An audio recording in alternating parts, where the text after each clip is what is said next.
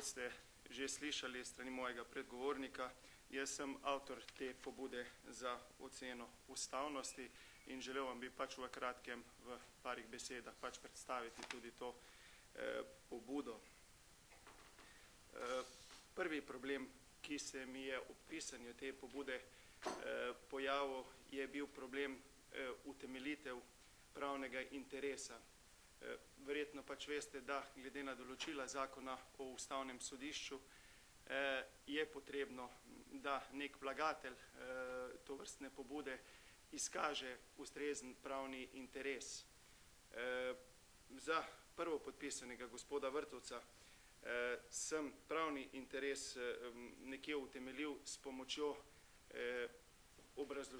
dveh obrazložitev Ustavnega sodišča Republike Slovenije.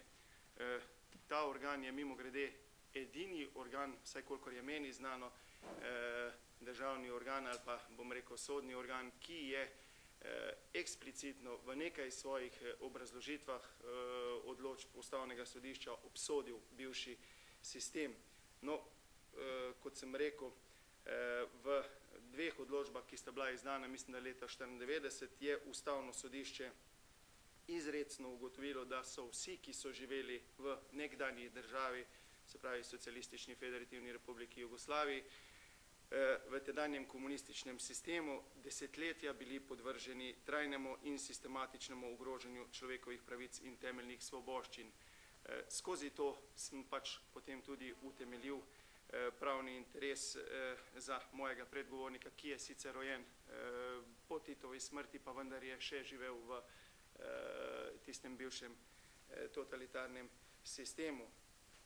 Glede drugo podpisane gospe Drobničeve, pravni interes ni bil tako problematičen. Gospa Drobničeva, kot vam bo sama tudi povedala, je bila bivša politična zapornica, zaprta v koncentracijskem taborišču komunističnem in njen pravni interes pač utemeljujemo skozi to.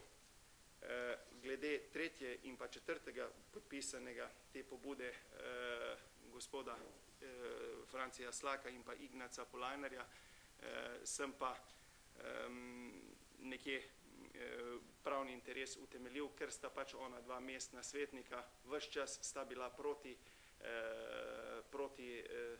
poimenovanju ali pa sprejetju tega odloka in pri svojem delu v mestnem svetu sta pač vezana tudi na ustavo in zakone.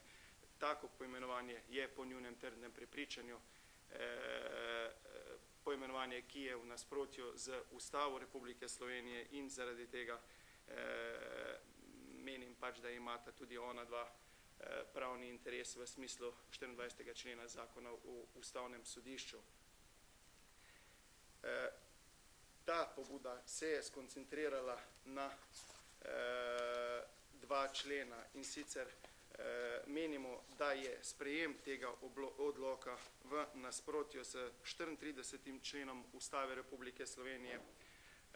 34. člen Ustave Republike Slovenije določa, da ima vsakdo pravico do osebnega dostojanstva in varnosti.